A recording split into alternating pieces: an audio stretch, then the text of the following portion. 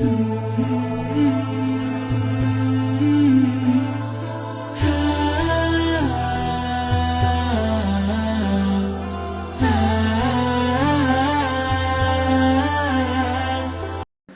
کی قسم اللہ پاک نے اس لیے کھائی کہ اس دنیا کے اندر نیک بھی آئے بد بھی آئے، کافر بھی آئے مومن بھی آئے، بادشاہ بھی آئے گدھا اور فقیر بھی آئے، سخی بھی آئے بھیک مانگنے والے بھی آئے، ظالم بھی آئے مظلوم بھی آئے، نافرمان بھی آئے فرما بردار بھی آئے۔ تو یہ ایک زمانے تک یہ سلسلہ چلتا رہا اور آج بھی چل رہا ہے۔ آئے اور کہاں گئے؟ دنیا سے چلے گی۔ گواہ کون ہے ان کا؟ گواہ یہی ٹائم ہے، ہسٹری ہے، ہسٹری بدلا رہی ہے، کب کون آیا، کیا حالات تھے، کہاں گیا، اچھی حالت میں یا بری حالت میں گیا۔ تو چونکہ زمانہ گواہ ہے اور کوئی گواہ، زمانہ گواہ ہے، تاریخ بتاتی ہے، تو اللہ تاریخ کی اور زمانے کی قسم کھاتے ہیں۔ مجھے زمانے کی قسم ہے، والعصر ان الانسان لفی خسر، انسان خوبصورت ہو کر بھی، سب سے پیاری شکل والا ہو کر بھی نقصان اور گھاٹے میں ہی ہے۔ ہاں الا الذین آمنوا وعملوا الصالحات، جو ایمان والے ہیں، اللہ پر جن کا یقین اور بھروسہ ہے، جو جانتے ہیں ہمیں کیوں پیدا کیا گیا، ہمیں کیا کرنا چاہیے اور وہی کرتے ہیں، اور جس چیز سے روکا ہے اس سے رکتے ہیں، یہ لوگ کامیاب ہیں۔ تو اب ایک ضرورت ہو گئی زمین کے اوپر کی اور ایک ضرورت ہو گئی زمین کے شادی، جس کی شادی ہو گئی اس کو اولاد، یہی ضرورتیں ہیں، لیکن یہ سب وقتی ہیں۔ ان میں سے اگر کوئی ضرورت پوری نہ ہو تو کیا ہوگا؟ مثلا ایک آدمی ہے، اس کی شادی ہی نہیں ہو سکی تو کیا ہو گیا؟ آسمان ٹوٹ پڑا، کچھ مر گیا، یہ کچھ نہیں، پریشانی کے ساتھ اس کے دن گزرے۔ ایک عورت کی شادی نہیں ہو سکی، چاری پریشانی میں زندگی گزری، لیکن جو اس کی طے شدہ عمر ہے اتنی گزر۔ کسی کو وقت پہ دوا نہ ملی تو کیا ہوا؟ بیماری اور تڑپ درد یہ برداشت کرنا، یا زیادہ سے زیادہ مر گیا۔ بھوک پیاس میں کھانا پینا نہیں ملا تو آخرکار مر گیا، یہی ہے نا۔ لیکن یہ دنیاوی ضرورت ایسی ہے کہ اگر یہ ایسے پوری نہیں ہوئی تو ایسے پوری ہوتی ہے، سمجھ آئی؟ مطلب بھیک مانگ کے۔ ایک آدمی کے پاس مکان نہیں ہے ہی نہیں اپنا گھر، رات جب آتی ہے یہ بھی کہیں نہ کہیں کسی شیڈ میں، کہیں نہ شیلٹر اس کو ملتا ہے، اور ایک آدمی اس کے پاس کچھ بھی نہیں ہے کھانے کے لیے، بھیک مانگ کے اپنا پیٹ، دوا کے لیے کوئی ذریعہ نہیں ہے، تو بغیر کسی ذریعے کے لوگوں کے سامنے اپیل کرتا ہے اور لوگ پیسہ دے کر اس کا علاج کرا دیتے ہیں۔ کوئی سہارا نہیں ہے، ماں باپ نہیں، بیوی نہیں، بچے نہیں، عیال نہیں، تو دوست یار ہمسائے رشتہ دار اور بعض مرتبہ انسانی ہمدردی پر غیر بھی مدد کر دیتے ہیں، سہارا دیتے ہیں۔ لیکن زمین کے نیچے کی جو ضرورت ہے، قرآن نے اس کو سمجھایا ہے کہ وہاں اس ضرورت کا سامان حاصل کرنے کی کوئی صورت نہیں ہے، کوئی صورت۔ دیکھو دنیا میں جب کوئی آدمی آتا ہے نا، وہ صحیح سالم آتا ہے، بعد میں یہاں آ کر حالات پیدا ہوتے ہیں۔ ایک آدمی اچھا بھلا تھا، بعد میں گر گیا، ہاتھ ٹوٹ گیا، بازو ٹوٹ گئی، آنکھوں کی لائٹ چلی گئی، کانوں سے سننا ہو گیا، دماغ پہ فرق پڑ گیا، وول دول جس کو کہتے ہیں، اوٹ پٹانگ باتیں کہتا ہے، تو پھر کیا ہوتا ہے؟ اس کا علاج کرواتے ہیں، علاج کرا کے اس کی ہڈی سیدھی یا ٹیڑھی جڑ جاتی ہے نا، کام چل جاتا ہے اس کا۔ آنکھوں کی بینائی کمزور ہے تو اینک وینک لگا کے دوائی کر، ایسے کوئی بیماری تکلیف پیدا ہو گئی تو آپریشن کر کے اس کا علاج ہو جاتا ہے۔ لیکن اگر کوئی شخص ماں کے پیٹ سے پیدا ہو بالکل مادر ذات نابینا، پیٹ میں ہی ایسا بنا ہے، اللہ نے بنایا ہے کہ لائٹ نہیں ہے، یہ دنیا میں آ جائے اور اس کا باپ کسی بڑے ہسپتال میں آئی اسپیشلسٹ ہو، آنکھوں کا بڑا ڈاکٹر ہو، تو کیا وہ اس کا علاج کر سکے گا؟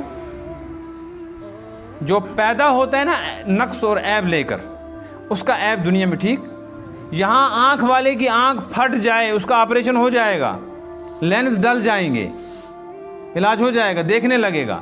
لیکن جو پیدائشی نابینا ہے اس کا دنیا میں کوئی علاج نہیں، اس کو تو ایسے ہی اس دنیا میں اندھوں کے ساتھ رہنا پڑے گا۔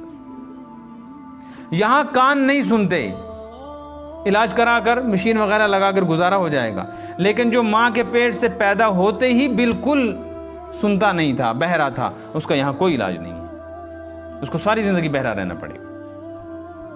اور جو بہرا ہوتا ہے وہ بولتا بھی وہ نہیں بولتا. اللہ کا ایک نظام، جب اس نے سنا ہی نہیں تو بولے گا کیا؟ جو ماں کے پیٹ سے ایسا پیدا ہوا ہے کہ اس کی کوئی ہڈی ٹیڑھی ہے، ہاتھ ٹیڑھا ہے، پاؤں ٹیڑھا ہے، دنیا میں آ کے کوئی ہسپتال ایسا نہیں جو اس کا آپریشن کر کے اسے ٹھیک کر سکے. جہاں بن رہا تھا، جہاں میٹیریل اکٹھا ہو رہا تھا، جہاں مشینری میں اس کی باڈی تیار ہو رہی تھی، وہاں اس کے اندر کوئی کمی رکھی گئی ہے. اس دنیا میں آ کر وہ کمی کوئی ٹھیک نہیں کر سکتا. اسی طرح آخرت میں زمین کے نیچے اتر کر جس چیز کی ضرورت ہے ایمان اور اعمال کی، اگر اس کے بغیر کوئی آدمی یہاں سے چلا گیا، وہاں پھر اندھا ہے تو اندھے کے ساتھ رہنا ہے، وہ بہرا ہے تو بہرے کے ساتھ رہنا ہے، یعنی گناہگار ہے تو گناہگار ہی کے ساتھ رہنا ہے، بے ایمان ہے تو بے ایمان کے ساتھ ہی رہنا پڑے گا. وہاں جا کر کوئی انتظام نہیں ہو سکے گا. ماں کے پیٹ سے جو عیب لے کے دنیا میں آئے گا ویسا، اور دنیا سے لے کر ماں قبر کے پیٹ تک جو عیب لے کے جائے گا تو ویسا ہی وہاں رہنا. یہ ہے جگہ کام کرنے کی. تو انسان اپنی ان ضرورتوں کا سامان تو کرتا ہے، نہ ملے تو بھیک مانگتا ہے. قیامت کے دن جب پھنسے گا تو کیا ہوگا؟ میں نے جمعے پر بات یہ بتلائی تھی، جمعے کے موقع پر غالباً یہاں یا کہیں اور بتلائی تھی، اب بولتا ہی رہتا ہوں ہر جگہ، یاد نہیں کہاں بھی، تازہ ہی میں نے بات بتلائی کہ قیامت کے دن ترازو لگیں گے الگ الگ. ایک ترازو ہوگا ایمان اور ایمان کا، ایمان تولا جائے گا، اس میں تو نکل گئے ترازو میں. سارے مسلمان کامیاب ہو جائیں گے. جس نے ایک مرتبہ بھی سچے دل سے لا الہ الا اللہ محمد الرسول اللہ پڑھا ہوگا وہ کامیاب ہو جائے گا، اور کافر سارے کے سارے ناکام ہو جائیں گے. اس کے بعد ایمان والوں کے اعمال کے لیے ترازو لگے گا. قرآن پاک میں 15ویں پارے میں نضع الموازین القسط، وہ بہت سارے ترازو ہوں گے. وہاں 49 اور 51% کا تناسب چلے گا. اگر کسی کے پاس 49% گناہ ہوں اور 51% نیکیاں ہوں، یہ کامیاب ہے. اور کسی کے پاس 49% نیکیاں ہوں، 51% گناہ گار ہے تو پکڑا گیا. سمجھ میں آئی نا؟ فمن ثقلت موازینہ فہو فی عیشۃ راضیہ، جس کے میزان میں ایک نیکی بڑھ گئی، فی عیشۃ راضیہ، یہ راضی ہے اور عیش کی زندگی گزارے گا. ومن خفت موازینہ فامہ ہاویہ، اور جس کا ترازو عمل کا گھٹ گیا، ایک نیکی کم ہو گئی، فامہ ہاویہ، اس کا ٹھکانہ جہنم. ایک تیسرا آدمی ہوگا جس نے 50% نیکیاں کی ہیں، 50%، اس کا جب وزن کریں گے تو برابر ہو جائے گا 50-50. فرشتے اس کو کہیں گے تیرے لیے ایک چانس ہے، ایک نیکی اگر تو کہیں سے لے آئے، کیونکہ 49 والے کو 2 لانی ہے، اس کو 51 کرنا ہے نا، اس کو تو 50-50 ہے، اس کو صرف کیا چاہیے؟ وہ کہیں گے اگر ایک نیکی لے آئے، پلس پوائنٹ ہے تمہارے لیے، اگر تم کہیں سے لا سکو تو ہم تو کو جنت میں جانے دیں گے. تو یہ آدمی اسے ایک نیکی کی تلاش میں نکلے گا.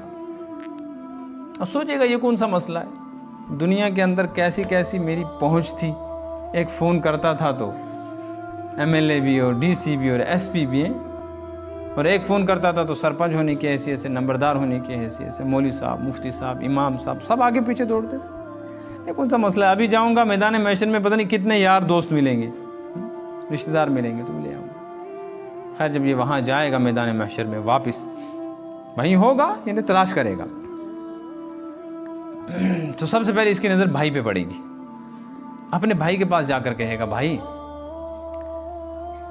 میں آیا ہوں اس لیے کہ میں پھنس گیا ہوں، مجھے ایک نیکی کی ضرورت ہے، اور مجھے یہ نیکی نہیں چاہیے کہ تو نے کوئی جہاد کیا ہو، تہجدیں پڑھی ہوں، نیکی چاہیے نا، ایک نیکی.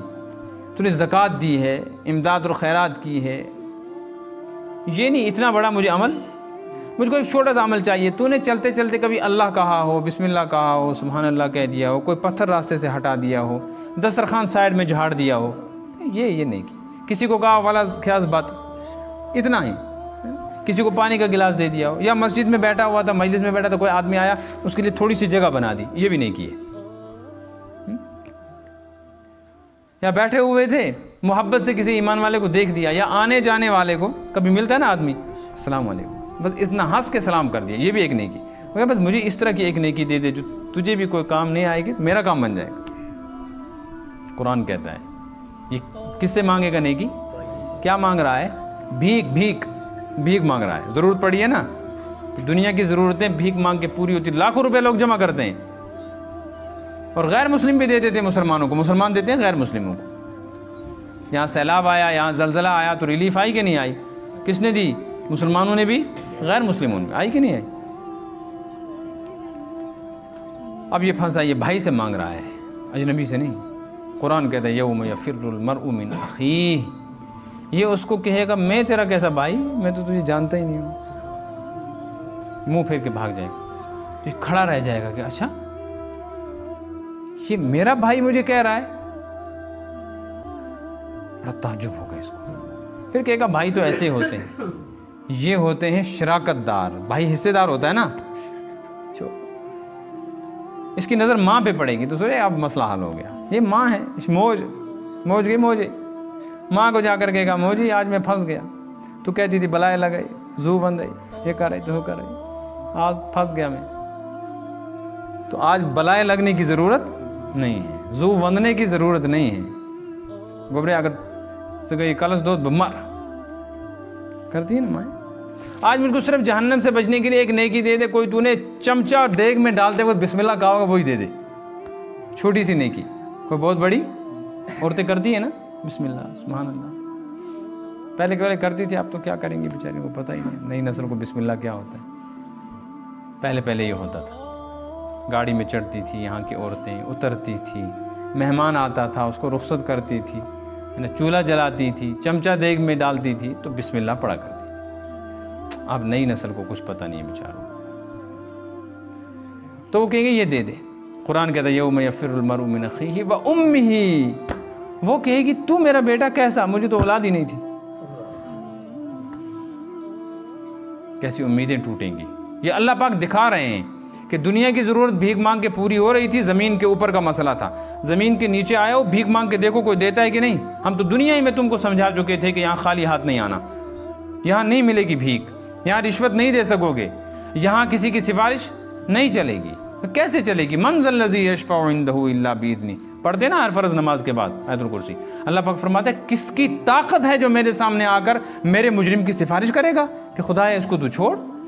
یہ پیر صاحب یہاں کر سفارش تھے، یہاں کر شفاعت. اللہ پاک کوئی نہیں، کوئی پیر نہیں، کوئی فقیر نہیں بچا سکتا، نبی نہیں بچا سکتا. انبیاء کو منع کر دیا حضور اکرم صلی اللہ علیہ وسلم.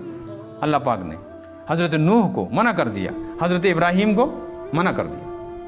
حضرت نوح علیہ السلام نے دنیا میں دعا کی رب ان ابنی من اہلی و ان وعدک الحق.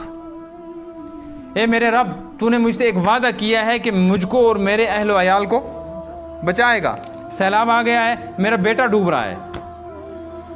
ان وعدک الحق، تیرا وعدہ سچا ہے، میرے بچے کو بچا لے. تو اللہ پاک نے کیا فرمایا؟ یہ نہیں فرمایا کہ بچاؤں گا نہیں.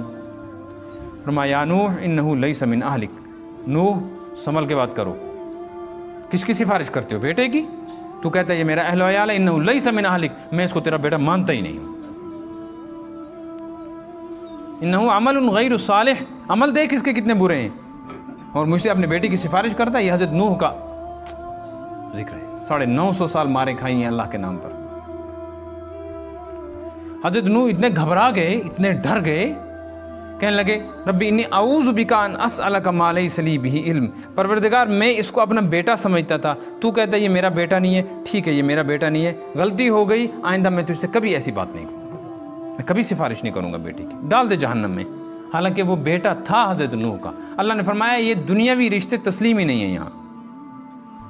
حضرت ابراہیم علیہ السلام نے باپ سے جس وقت انہیں نکالا تھا نا گھر سے، تو باپ سے نکلتے وقت حضرت ابراہیم نے کہا تھا سلام علیک، آپ مجھے نکال رہے ہیں ابا جان، میری بات نہیں مانتے تو ٹھیک ہے میں جا رہا ہوں، گھر آپ کو مبارک، کاروبار جائیداد آپ کو مبارک، میں تنہا گھر چھوڑ کے جا رہا ہوں اللہ کے نام پر.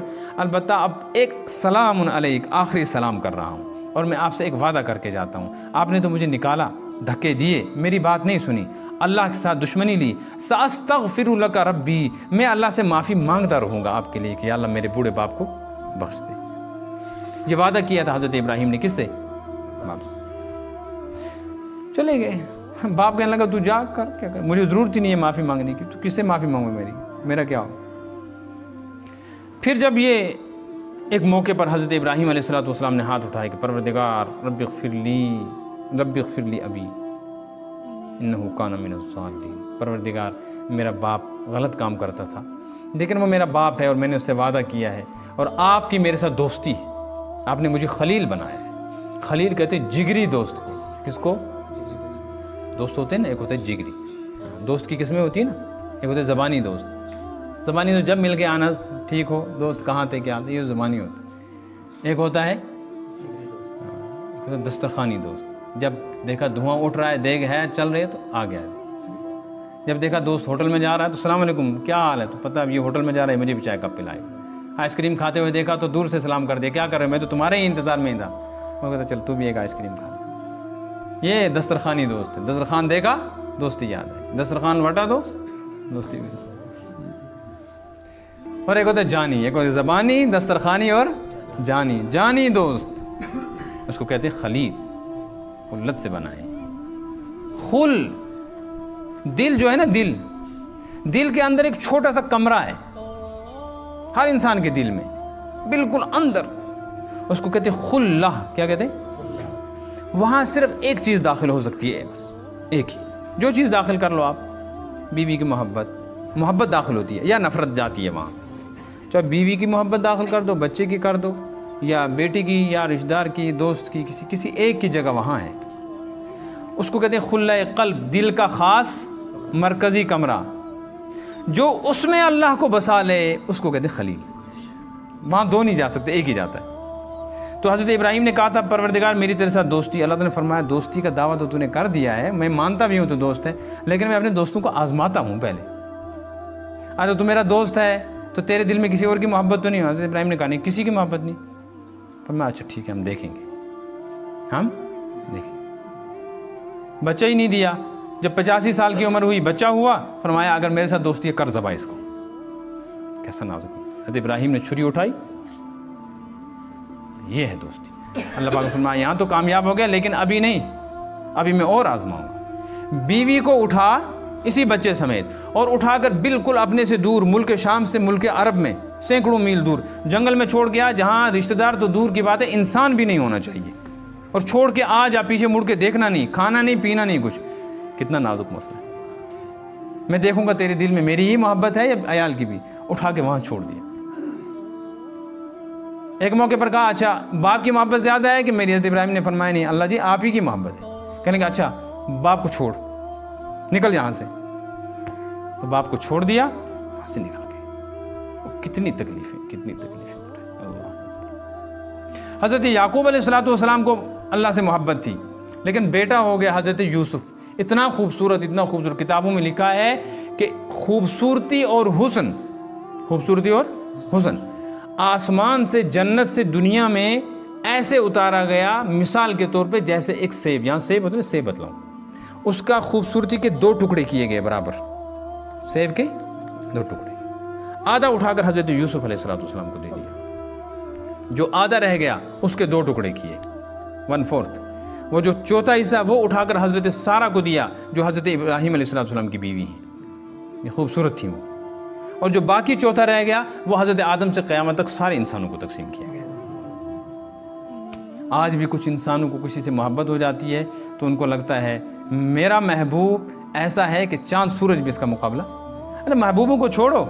میں نے مسجد نبوی کے اندر اچانک ایسے چلتے ہوئے ایک لڑکے کو دیکھا، وہ ایسے کرسی پر بیٹھ کے قرآن پڑھ رہا تھا. میں قسم کھا کے کہتا ہوں میرے پیر رک گئے. میں نے خواب میں بھی نہیں سوچا کہ انسان اتنا خوبصورت ہو سکتا ہے. اتنے اس کے بال، سر پہ ٹوپی نہیں تھی، بیچ میں سے اس نے مانگ نگالی تھی، میرے خیال میں ٹوپی اس نے ایسے رکھی تھی اور قرآن لے کے پڑھ رہا تھا. ایسے 25 سال کا جوان ہوگا. اللہ کی قسم کھا کے کہتا ہوں جنہیں میں اس وقت روضہ اقدس کی طرف جا رہا تھا یا آ رہا تھا، میں سب کچھ بھول گیا اس کو دیکھ کر. اتنا میں نے تو خواب میں بھی نہیں دیکھا کہ انسان اتنا خوبصورت ہوگا. میں کہتا ہوں اگر میں لڑکی ہوتا اور میری اس پر نظر پڑتی تو میں پاگل ہو گئی ہوتی. جس لڑکی نے اس کو دیکھا ہوگا وہ پھر کیسے نکل گئی ہوگی اس کے پاس سے، اللہ ہی جانتا ہے. یہ تو ایک ایسے انسان کا جس کو ہم جانتے نہیں. میں قسم کھا کے کہہ سکتا ہوں کہ اس دور میں یہ قسم غلط بھی ہو سکتی ہے، یعنی میری آنکھیں کہتی ہیں اس دور میں اس وقت روئے زمین پہ اس سے زیادہ خوبصورت کوئی مرد نہیں ہوگا۔ میں نے ایسا انسان دیکھا، کس ملک کا تھا اللہ جانے، میرا جی چاہتا تھا، میں نے جب اس کو دیکھا تو اس نے بھی مجھے دیکھا، جب میں ایسے رک کے دیکھنے لگا نا تو اس نے ایک دم نظر نیچے کر لی، میرا جی چاہا میں اس کے پاس جاؤں، میری ہمت ہی نہیں ہوئی اس کے ساتھ بات کرنے کی، چلا گیا اور میں پیچھے سے اس کی کرسی کو دیکھتا رہا، اس کے بالوں کو دیکھتا رہا۔ عشاء کی اذان ہو گئی، عشاء کی اذان کے بعد صفیں لگ گئی اور میں اسی کو دیکھتا رہا، پھر صف میں لگا، اس کے بعد مجھے پتہ نہیں وہ کہاں گیا۔ تو مرد پاگل ہو جاتا ہے مرد کو دیکھ کے، ایسی صورت ہے۔ کیا شکل ہوگی حضرت یوسف علیہ السلام کی؟ ایسا بیٹا ملا حضرت یعقوب کو، نماز پڑھ رہے تھے، حضرت یعقوب علیہ السلام کے بیٹے حضرت یوسف کھیل رہے تھے، چھوٹے بچے، نماز میں تھوڑا سا دھیان کس کی طرف چلا گیا، بچہ کھیلتا ہے نا کہ کہیں ایسا نہ ہو گر جائے، اوہو اسی پر پکڑ ہو گئی کہ ہم سے محبت اور دوستی کی بات کرتے ہو اور نماز پڑھتے وقت خیال کس کی طرف گیا ہے؟ 40 سال کے لیے الگ کر دیا حضرت یعقوب علیہ السلام یوسف، خلہ قلب کی، دل کے اس کمرے کی صفائی چل رہی ہے۔ اور حضور اکرم صلی اللہ علیہ وسلم کو تعلق ہو گیا تھا کس کے ساتھ؟ اپنے چچا حضرت ابو طالب کے ساتھ، ان کو ہٹایا۔ حضور کو محبت ہو گئی تھی خانہ کعبہ کے ساتھ اور مکہ کے ساتھ، فرمایا یہاں سے نکلو چلو مدینہ۔ ہم نہ کسی جگہ کی محبت برداشت کرتے ہیں، نہ اپنے ساتھ کسی انسان کی محبت برداشت کرتے ہیں، اس کو کہتے ہیں خلہ قلب۔ تو حضرت ابراہیم علیہ السلام وہی خلیل تھے، جگری دوست جس کو ہم کہیں گے۔ تو حضرت ابراہیم علیہ السلام نے ایک موقع پر ہاتھ اٹھائے، پروردگار اغفر لی ابی انہ کان من الضالین، میرے باپ سے غلطیاں ہوئی ہیں لیکن میں نے اس سے وعدہ کیا ہے، وانت ارحم الراحمین، تیری رحمت بہت بڑی ہے، اغفر لہ، اس کو بخش دے۔ اللہ تعالیٰ نے فرمایا ابراہیم مجھ سے دوستی کرتے ہو اور مجھ سے اپنے میرے دشمنوں کے لیے معافی مانگتے ہو؟ حضرت ابراہیم نے کہا پروردگار مجھے نہیں پتا تھا کہ یہ غلطی مجھ سے ہو گئی ہے۔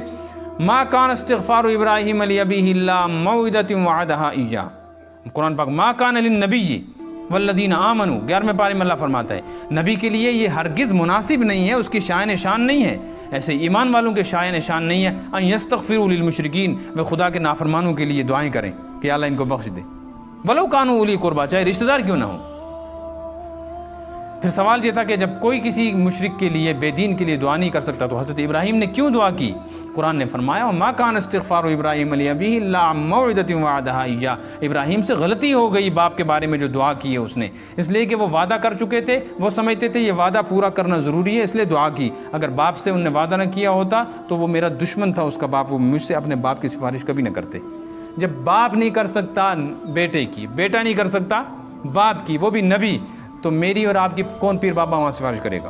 اللہ فرماتا ہے من ذا الذی یشفع عندہ الا باذنہ، کس کی طاقت ہے جو میرے سامنے کھڑے ہو کر کہے کہ پروردگار یہ گناہ گار یہ بخشن یہ تراون جنتس، اللہ فرماتا ہے ایسی طاقت کسی کی نہیں، جسے ہم پکڑ لیں گے چھوڑیں گے۔ تو میں یہ کہہ رہا تھا کہ وہ جگہ ایسی ہے ماں بھی منہ پھیرے گی، یوم یفر المرء من اخیہ، بھائی، و امہ ماں، و صاحبتی بیوی، و بنی اولاد، ہر کوئی منہ پھیرے گا، وہ ابھی باپ بھی، کہ ہم نہیں جانتے تمہیں، ایک نیکی دینے کو کوئی تیار نہیں۔ پھر اللہ پاک فرماتے ہیں تمہیں پتہ ہے ایسا کیوں ہوگا کہ کوئی وہاں بھیک میں بھی نیکی نہیں دے گا؟ لِكُلِّ امْرِئٍ مِّنْهُمْ يَوْمَئِذٍ شَأْنٌ يُغْنِيهِ، ہر شخص مصیبت میں پھنسا ہوگا، وہ دوسرے کی مصیبت میں کیا مدد کرے گا، اسے خود مجبور ہے نا ایک ایک نیکی کی۔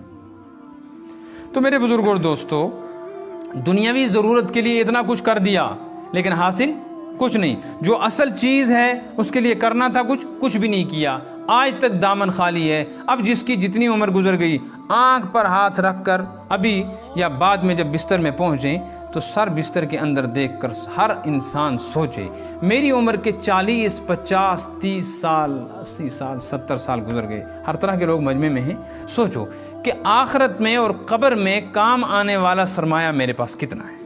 تو پوری زندگی پیچھے ایسے لگتا ہے جیسے تارکول، سیاہ تارکول ہے نا، کہ اس دل میں پھنسا ہوا ہے اور نکلنے کی جگہ، ایسا محسوس ہوتا ہے انسان کو کہ کالے تارکول میں پھنسا ہوں، کوئی جگہ نہیں، کیسے نکلیں گے اس میں؟ اور یہ آخرت جو بھولے کس کے لیے بھولے؟ دنیا کے لیے۔ نماز پڑھو تو مگر روزہ تھاو تو مگر، حج کروں تو مگر، یہ مگر اگر نے ہمیں کیا نا کہ اگر یہ کروں گا تو دکان کا مسئلہ، کاروبار کا مسئلہ، زمین کا مسئلہ، جائیداد کا مسئلہ، ملازمت کا مسئلہ، ڈیوٹی کا مسئلہ، اسی اگر مگر نے ہمیں مسجدوں سے، اللہ سے، قرآن سے، آخرت سے، دین سے، سنتوں سے دور کیا۔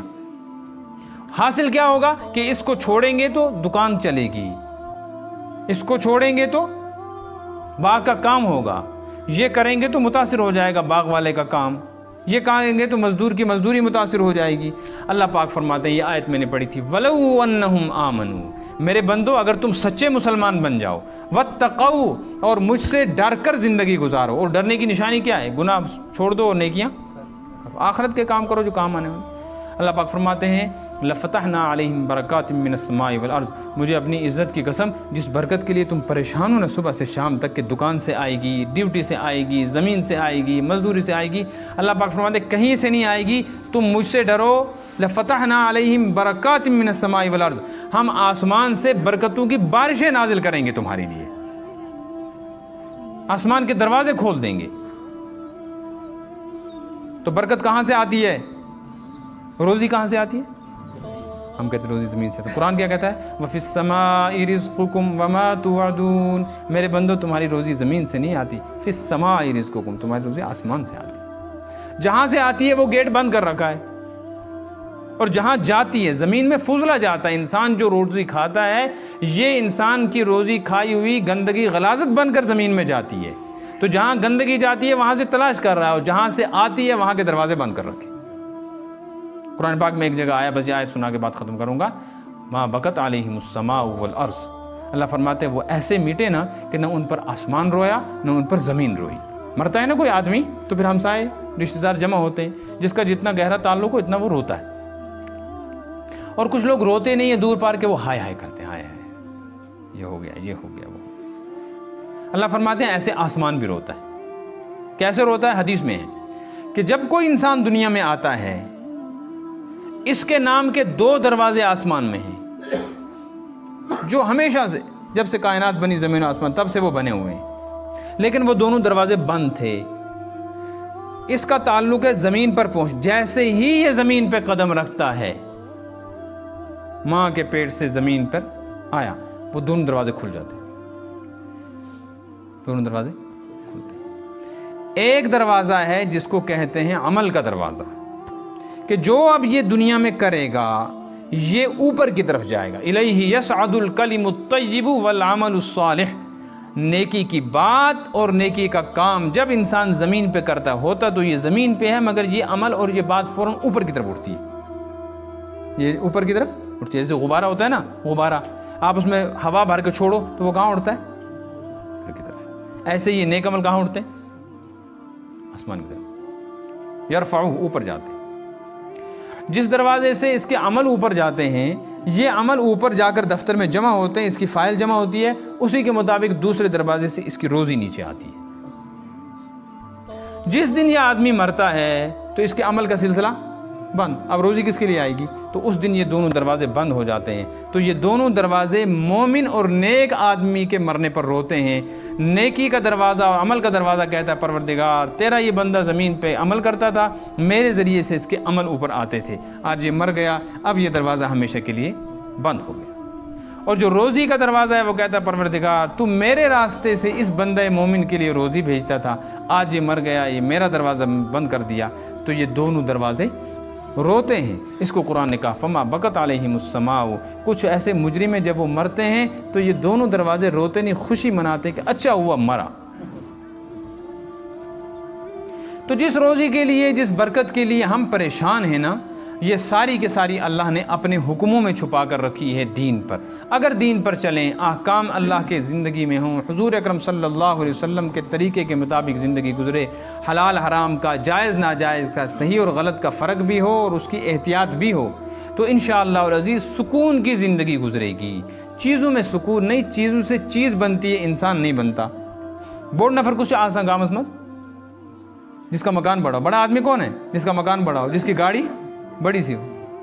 لیکن عقل انسان کی کہاں پتہ نہیں مر جاتی۔ بوڑ نفر کا مطلب یہ ہونا چاہیے تھا کہ اگر یہ 5 فٹ کا ہے اور اس نے مکان بنایا ہے 10 فٹ اونچا، تو کم از کم 1 فٹ اس کا قد بھی اونچا ہونا چاہیے نا۔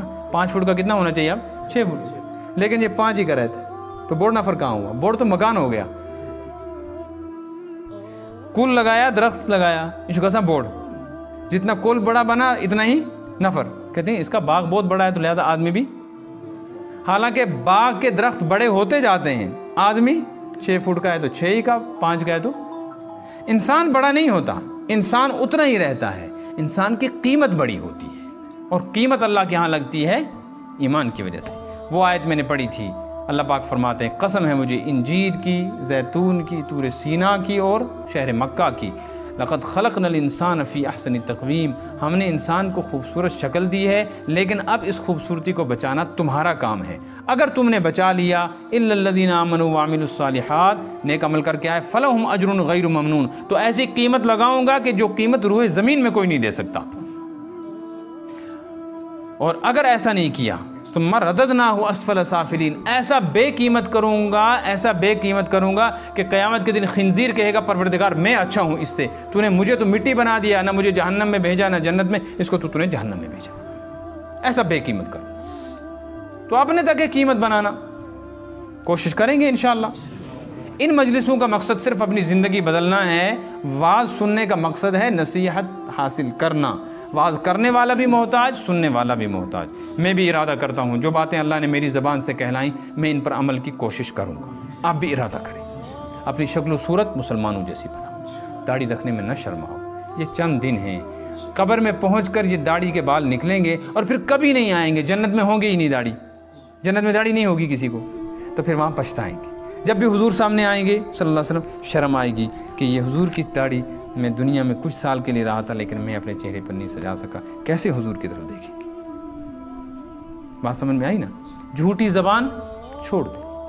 حدیث میں آیا ہے اللہ تعالیٰ کی نظر میں گالی کی وجہ سے انسان بے عزت اور بے قیمت ہو جاتا ہے۔ گالیاں نہ دو، جھوٹ نہ بولو، دھوکہ نہ دو، کسی پر ظلم و ستم نہ کرو، کسی کا مال ناحق نہ دباؤ۔ کیا کرنا ہے؟ یہ سب کچھ چھوڑ جانا ہے یہاں، وقت پہ 5 نمازیں پڑھ لو، کسی کی کوئی خدمت اور مدد ہو سکتی ہے کر دو، نہیں ہو سکتی ہے تو کم از کم تکلیف نہ پہنچاؤ، یہ مقصد ہے ان کا۔ اور تقریر سن کر، وعظ اور بیان سن کر اتنا وہ کہتے ہیں نا، وہ حلوہ بنا کر میں بات کرتا ہوں کہ میری اردو کسی طرح آپ لوگوں کو سمجھ میں آئے۔ آتی ہے سمجھ میں کچھ؟ تو اب سمجھ میں بھی اگر آ گئی ہے اور اللہ نے 1.5 گھنٹہ بات بھی کروائی تو کوشش کریں انشاءاللہ ان چیزوں پر عمل کرنے کی۔ وہ اب کیا ہے، آسان سی صورت ہے، جتنی محنت دنیا کے لیے کر رہے ہیں کم از کم اتنی محنت قبر کے لیے کر لیں، اور ہر انسان کو پتہ ہے وہاں مجھے کیا چیز کام آئے گی۔ وقت پہ نماز، روزانہ قرآن پاک کی تھوڑی دیر 10 ہی منٹ تلاوت کر لیں، اپنی زبان کو گناہوں میں رکھا ہے آج تک آلودہ کر کے، اب یہ کر لیں چلتے پھرتے سبحان اللہ الحمدللہ پڑھتے رہا کریں۔ یہاں سے آپ کو بازار تک جانا ہے، بیکار میں زبان بند کیوں رکھو، نقصان کیوں کرو، سبحان اللہ الحمدللہ پڑھتے رہو۔ یہاں سے ہندوارہ تک آپ جائیں گے 10 منٹ لگتے ہیں گاڑی میں، 10 منٹ میں آپ 1000 مرتبہ سبحان اللہ الحمدللہ اللہ اکبر پڑھ سکتے ہیں۔ ایک مرتبہ پڑھنے پہ زمین و آسمان کے درمیان کی یہ جگہ ہے جو نیکیوں سے بھرتی ہے، کتنا ثواب ملے گا۔ لیکن لوگوں کو ایک بڑا مسئلہ ہو گیا ہے، ایک طبقہ تو گناہ کرتا ہے، ایک طبقہ وہ ہے جو گناہ نہیں کرتا مگر وہ اپنا وقت ضائع کرتا ہے، وہ نیکی بھی نہیں کرتا۔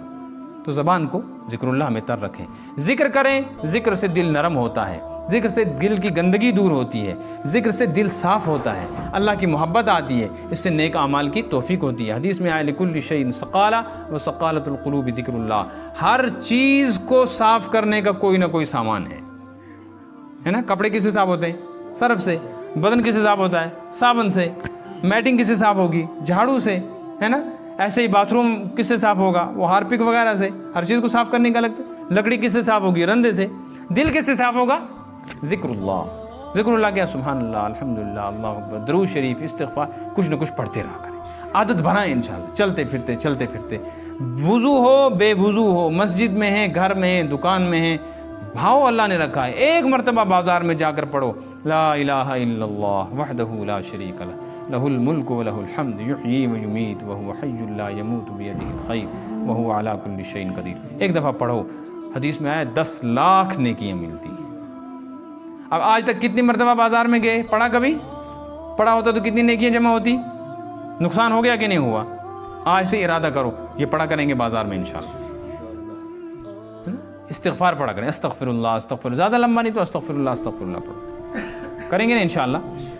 اللہ تعالیٰ مجھے بھی توفیق عطا فرمائے، آپ کو بھی توفیق عطا فرمائے۔ یہ پروگرام آپ کی اس بڑی پورا میں دوسرا پروگرام ہے۔ بیت الفلاح کمیٹی آپ کے ہاں جو چل رہی ہے، اس کے جوانوں کی محنت سے یہ ترتیب بنی ہے، مشورے سے، کہ انشاءاللہ ترتیب کے ساتھ اس قصبے کے، آپ کے اس بڑی پورا ٹاؤن کی جو جتنی مسجدیں ہیں، ہر مسجد میں مہینے میں ایک مرتبہ مغرب سے عشاء تک اس ایریا کے لوگوں کو جمع کر کے دین کی بات ہوا کرے گی۔ تو پچھلی دفعہ جامعہ جدید میں ہوئی تھی، آج جہاں ہوئی، آگے ساتھی اور جگہ متعین کریں گے۔ تو دین کی بات سننا سنانا تو ہمارا فرض تھا، ذریعہ یہ جوان بن گئے، اللہ تعالیٰ ان کی محنتوں کو قبول فرمائے۔ یہ بیت الفلاح جو ادارہ بنا ہے، اس ادارے کے ذریعے سے غریبوں کی مدد بھی ہو رہی ہے، کہ ان کی مالی مدد بھی ہو رہی ہے، اور عام لوگوں کے لیے دین کا سامان بھی ہو رہا ہے، عمل کا بھی۔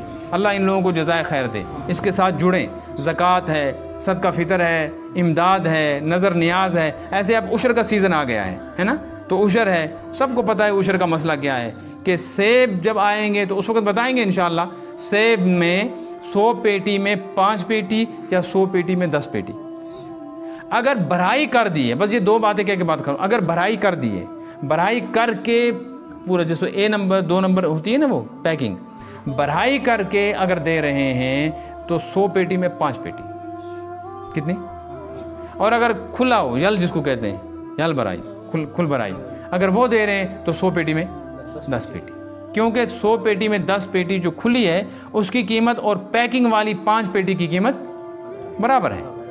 سمجھ میں آ رہی ہے نا؟ اس طرح آپ دھان ہے تو 100 کھرو میں 10 کھرو، مفتی مظفر صاحب نے پچھلی دفعہ ہمارے ادارے میں بڑکوٹ میں یہ مسئلہ بتلایا تھا کہ کشمیر میں لوگ 100 کھرو میں 2.5 کھرو یا 5 کھرو دیتے ہیں۔ اصل مسئلہ یہ ہے کہ وہ عادت نہیں تھی، شروع میں عادت بنانے کے لیے تھوڑا تھوڑا ان کو بتا، اب لوگوں کو پتہ چل گیا عشر کیا ہے، تو اب عشر دیتے ہیں تو 100 کھرو میں کتنا، 10 اخروٹ میں، 100 اخروٹ میں 10 اخروٹ، 100 کلو میں 10 کلو، ایسے راجمہ دال میں ہے نا، اسی طرح جو بھی اناج ہے سب میں، البتہ جس چیز کا ذخیرہ نہیں ہوتا ہے، جیسے ٹماٹر ہے نا، جیسے پیاز ہے، یہ چیزیں جو فوری خراب ہو جاتی ہیں جلدی، ایسی چیزیں ہاک واک ان میں عشر نہیں ہے، لیکن اگر ان کو سکھا لیں تو سکھا کے پھر کچھ نہ کچھ صدقہ خیرات ان میں سے بھی کرنا چاہیے۔ تو عشر ہے، نیاز ہے، یہ سب چیزیں جو ہیں اس بیت الفلاح ادارے کو، یہ میں ویسے کہہ رہا ہوں، اس وجہ سے نہیں کہ میں ان کا کوئی ترجمان ہوں، یہاں میرا اس کے ساتھ کوئی تعلق سوائے ہمدردی کے کچھ نہیں ہے، مجھے نہیں پتہ یہ کیسے جمع کرتے ہیں، کیا کرتے ہیں، کیسے خرچ کرتے ہیں، میں نے تو صرف اتنا کہا مسئلہ پوچھ لیا کرو کہ زکوٰۃ صدقہ خرچ کیسے کریں گے بس۔ تو آپ حضرات سے گزارش ہے، جوان لوگ کر رہے ہیں، اپنے گھروں میں عورتوں کو بتائیں، وقتاً فوقتاً 10 روپے 11 روپے 21 روپے وہ نیاز رکھتی رہتی ہیں، جمع کرو کسی ڈبے میں، یہی بات میں ان کو دے دیا کرو، آپ ہی کے علاقے کے غریب غربا لوگوں کی مدد بھی ہو جایا کرے گی، ہے نا۔ اس کے ساتھ ساتھ یہ جو مجلس ہوتی ہے اس میں بھی جب آپ سنیں شریک ہو جائیں، جب تک اللہ چاہیں گے میرے ذریعے سے بات ہوتی رہے گی، اور کبھی وقتاً فوقتاً یہ کسی دوسرے عالم کو لائیں گے، اور کشمیری میں بھی بیان کرانا چاہیے، وہ کشمیری بولنے والا تاکہ سب کی رعایت ہو، تو کبھی کبھی کشمیری والے بھی آئیں گے انشاءاللہ، تو سب شرکت کیا کریں مسجدوں میں جا کر، تھوڑی دیر بیٹھیں گے، دل نرم ہوگا، کوئی دین کی بات انشاءاللہ اثر کرے گی، حالات تبدیل ہوں گے، عمل کی توفیق ہوگی۔ چل چلاؤ ہے، کچھ معلوم نہیں کب کون مر جائے، زندگی اور موت کی ایسی کشمکش ہے کہ ناچ رہی ہے زندگی اور موت اس وقت ہتھیلی پر۔ آدمی گھر سے سامان لینے نکلا، وہاں سے لاش کر رہا ہے، یہاں سے ڈیوٹی پہ جا رہا ہے، وہاں سے میت گھر جا رہی ہے، لے کے گیا ہے بیمار کو ہسپتال۔ میرا ایک رشتہ دار لڑکا ہے، وہ پچھلے دن میں ایک بیمار آدمی تھا، اس کے آپریشن کی ڈیٹ تھی، آپریشن کے لیے لے گئے اس کو، ڈاکٹر نے کہا ٹھیک ہے اس کو ایڈمٹ کرو، اسی دن آپریشن تھا، اسی دوران اس کو درد ہوا کچھ ہلکا سا، جو ساتھ گیا تھا اس کا تیماردار، کیا کہتے ہیں اس کو، اٹینڈنس کرنے کے لیے۔ اچھا جیسے ہی وہ وہاں پہنچا اس کو درد ہوا تو اس نے ڈاکٹر کو کہا مجھے درد ہے، ڈاکٹر نے کہا الٹرا ساؤنڈ کراؤ، وہ الٹرا ساؤنڈ کرا کے کہا، ڈاکٹر نے کہا اس کو چھوڑ پہلے تو چل پہ اندر، اسی وقت آپریشن کیا۔ یہاں بڑکوٹ کا وہ نذیر صاحب اس کا نام نذیر مدوانی، ہمارا مدرسے کے ہمسائے، تو ہم شام کو سنتے ہیں اس کا آپریشن ہوا، تو میں بھی پوچھنے لگا لوگوں کو، میں نے کہا بیمار کوئی ہے، آپریشن کسی کا کر دیا، ڈاکٹر نے کہا نہیں اس کو اچانک تکلیف ہوگی، تو کیا معلوم کس کے ساتھ کیا ہو۔ اس لیے توبہ استغفار کرتے رہیں، ذکر اذکار کرتے رہیں، نمازوں کی پابندی کریں، اور دین کے احکام پر عمل کرنے کی کوشش کریں۔ وہ تب کریں گے جب ہمیں دین کا پتہ ہوگا، اس کے لیے دینی مجلسوں میں شرکت کریں۔